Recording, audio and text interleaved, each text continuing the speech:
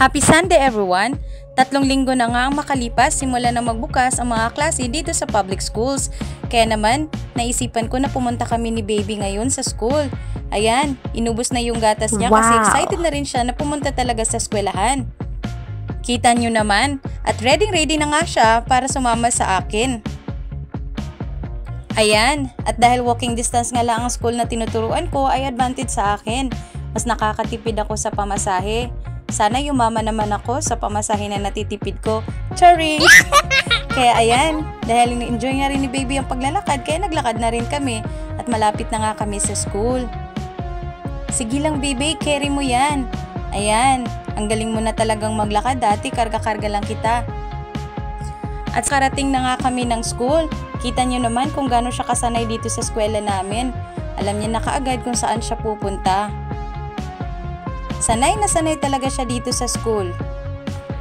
Anyway, ako lang bang nakakaramdam na kahit na wala pang 1 buwan simula ng pasukan ay tambak na ang gawain. Andyan ang profiling, BMI, at checking ng mga test.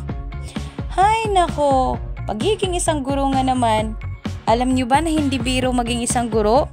Dahil kahit nasa bahay ka o araw ng pahinga ay hindi maiiwasan na dala-dala o maiisip mo ang mga gawain sa eskwela. Pero ano nga bang magagawa ko? Ito ang profesyon na minahal ko. Kaya habang ako naman ay busy dito, ang aking munting ali naman ay andun. Binigyan ko siya ng coloring pad at saka nagdala na rin kami ng crayons, kaya habang busy ako ay may ginagawa rin siya. Ayan, tingnan nyo naman, ang ganda-ganda daw ng gawa niya. Kahit sa 4 na taon pa lang siya ay okay naman ang kanyang coloring. Kaya ayan, ipagpatuloy ko na nga ang aking ginagawa nung makauwi na rin kami kasi yung aking asawa ay nag-aantay na rin kung anong oras daw kami uuwi. Kaya binibilisan ko na ang aking gawa. Sige lang, Teacher Ana, kayang-kaya mo yan.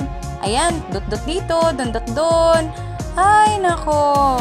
Dapat kapag teacher ka, mabilis ka sa lahat ng gawain. At ito na, pag-check, tingin dito kung may mali, kamot dito, kamot doon. Ayan. Ay, kailan ko pa kaya matatapos sa mga gawain na to?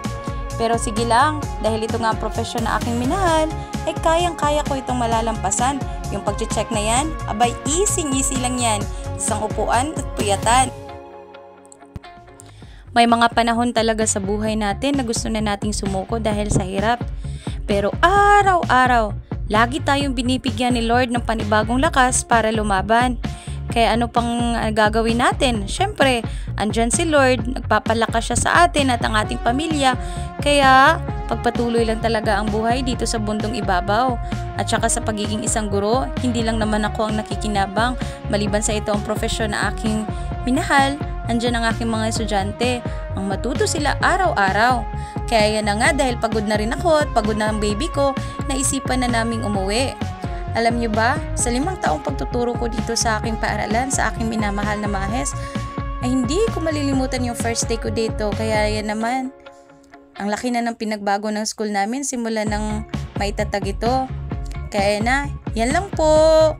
Ayan, pauwi na kami. Salamat sa inyong panunood. Amping!